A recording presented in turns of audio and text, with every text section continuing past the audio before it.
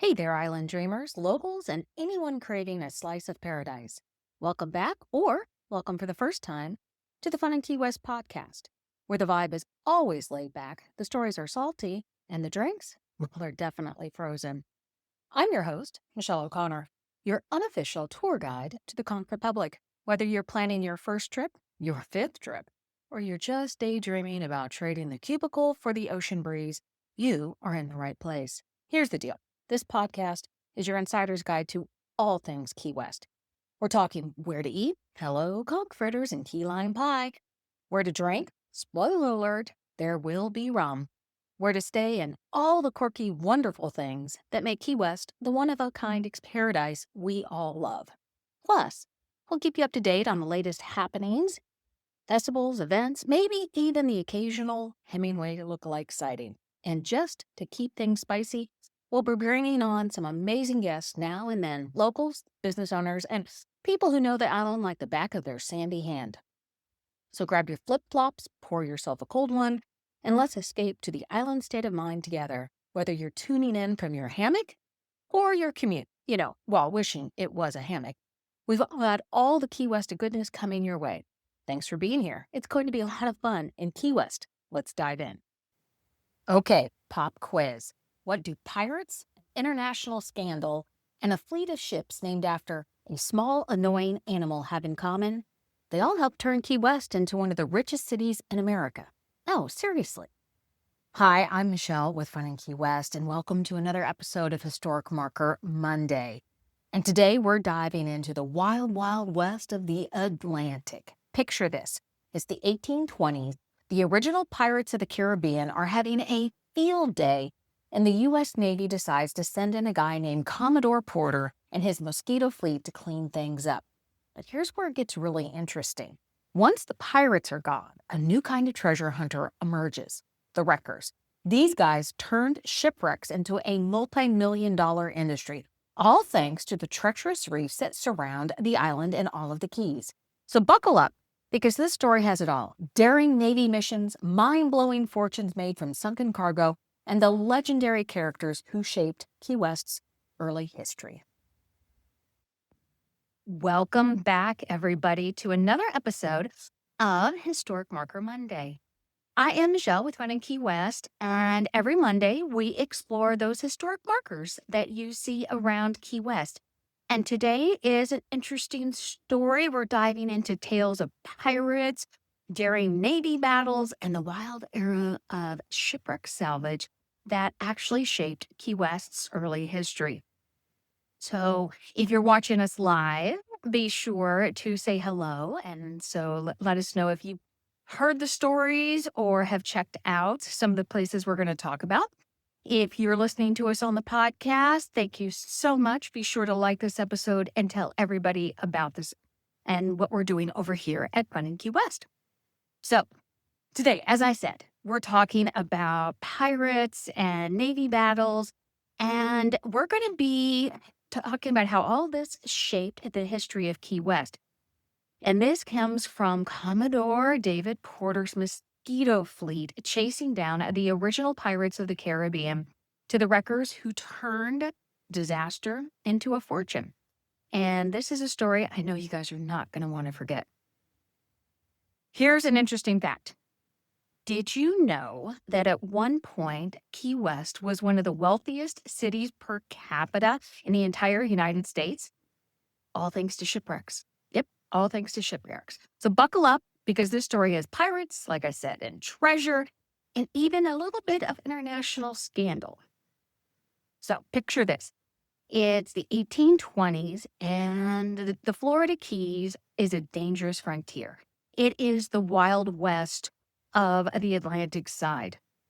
Spanish rule is fading, and the Caribbean is just crawling with pirates, or as they call themselves, the Brethren of the Coast. So these are the original pirates of the Caribbean. Merchant ships are easy prey. They're coming through. They don't move that fast. The pirates' ships move a lot faster. They're a little more nimble. They can sneak up on you. A lot like those movies that we were attached to. And there isn't a strong U.S. presence in this area. And so it was the Wild West of the sea, and the pirates ruled the sea at that time. But this all started to change in 1822, when the first U.S. flag was raised on Key West, or as it was known back then, Thompson's Island. And so on February 7th, 1822, Lieutenant Perry was ordered to survey the coast and inspect the keys. And just weeks later, on March 25th, Commodore David Porter and his men planted that very first U.S. flag in Key West, staking America's claim to the island. Porter had a tough mission. First, he had to get rid of all those pirates, make the waters around Key West and the Florida Keys safe. But he also had to establish a naval base there on Thompson's Island or Key West. And so he had to stop all the terrorizing of those Caribbean pirates and open up the trade routes so that those merchant ships could very safely come through those waters. So how did he do this? Commander Porter assembled the West Indian Squadron. It was a collection of fast, nimble schooners that were perfect for chasing pirates. They could go into those hidden coves and those reefs and really track down those pirates. And these ships, they were fast, they were lethal, they were unpredictable. And so like a mosquito buzzing around the room, you just didn't know where they were or when they would show up or how they'd strike. And just like that, that's how they earned their nickname, the Mosquito Fleet. The fleet even included the Seagull, which was the very first steam-powered ship in the U.S. Navy. It was pretty cutting edge for 1822. So Porter now has his fleet, and they go to work. They went to work hard. They patrolled relentlessly. They got rid of all of those pirates. They found their strongholds, and they intercepted the ships. And their piracy was effective in that the region, basically piracy vanished in a couple of years. That's how effective they were. One dramatic moment has Perry chasing down these pirates to a port in Puerto Rico. And Puerto Rico at that time was under Spanish rule. So the pirates escape off their ships. They go into Puerto Rico. And Perry's saying, I want the pirates back. I want to take them back, and I want to punish them. And the Spanish officials refuse to hand over the pirates. So Perry decides, I'm going to go get them myself. And he has his crew just march ashore and try to take the pirates back. It was bold, it was gutsy, and it was a little too independent for the U.S. Navy's liking. So rather than having an international incident, the Navy court-martialed him. And then rather than Porter sticking around for the end of the court-martial and figuring out what his punishment was going to be, he resigns, and then he heads down and takes over and works with the Mexico Navy. Years later, the U.S. government decides, well, maybe we were a little rash, maybe, who knows, politically motivated probably, and they decide that they want to make amends with Commodore Porter. And so they make him the consular agent to Turkey. And he goes over to Turkey, and that's where he passes away in 1843. But here's where it gets interesting. So now that all of these pirates are gone and all of these shipping routes are now safer than they were, the pirates now, the shipping lanes have exploded because now all these merchants know the pirates are gone and we can safely navigate these waters. By the mid-1800s, you had over 100 ships a day pass through the waters. And on average, there was about one wreck a week that was occurring.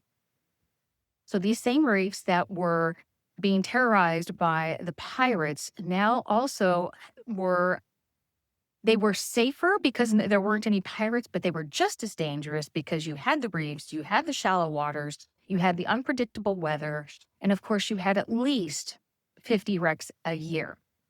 So enter the wreckers. The wreckers were the brave men who were licensed to go out onto the water when a ship wrecked, and they were able to take what was aboard those ships, bring it back to shore, auction it off, and keep the proceeds. There was a very intricate system that was set up for these wreckers. They had a tower that they could look for the wrecks. They also had, and I was talking to people about this, they had this system where the wreckers would go out on their boats or on their ships, and they were strategically positioned up and down the Keys. And every morning they would go one direction until they saw another ship. And that meant there were no wrecks in that direction. If they went that far and they thought that the ship should be there and there wasn't a ship there, then it was like, oh, there must be a wreck. So they would continue on that direction. The wreckers were at their height from about the 1850s to the 1920s. The last wrecking license was actually issued in 1921. So now you may have heard the legend about wreckers using these false lights to entice the ships ashore so that they would wreck. There's really no concrete evidence of that, although it's great lore to be talking about. And what's interesting, though, is there's some conversations had that although Perry and Commodore Porter were able to get rid of the pirates that were going around the waters of Key West and the Florida Keys, in stepped the next kind of pirate, which was the wreckers. But wrecking was so profitable that it turned Key West, like I said earlier, into one of the richest cities per capita in the entire United States by the mid-1800s. In 1856, the USS Isaac Alterton sank during a hurricane, and the salvaged cargo from that single ship was worth over $50,000 during that time. In today's dollars, that's about $1.9 million. It was a mind-blowing fortune back then. It would be a mind-blowing fortune today. But we see the wreckers decline. You've had better navigation tools that come in, the lighthouses, the beacons. Steamships become more maneuverable than some of the wind and the sail ships. And like I said, the last wrecking license was officially issued in 1921. What was interesting, though, and here's some interesting facts that I bet I found interesting, and I bet you will too. The Mosquito Fleet ships had fierce names. I mean, they're hunting down pirates. Their job is to clean up the waters around the Florida Keys. So these ships had names like the Ferret, Terrier, and Greyhound. Those are the names of ships that you want to be chasing down pirates, right? By law, keep in mind though, by law, wreckers had to save any sailors first and then salvage the cargo. So first was the safety and the rescuing of the sailors, and then came the cargo. Today, the Key West Shipwreck Museum sits at the site of a former warehouse owned by Asa Tift, who was one of the wealthiest wreckers of his time. And you can go through there and expand and look through all of the history of the wreckers, the history of that area. And you can climb up onto a replica of the tower. Up on top up there, I'm telling you guys, it is an amazing view. You'll just love it.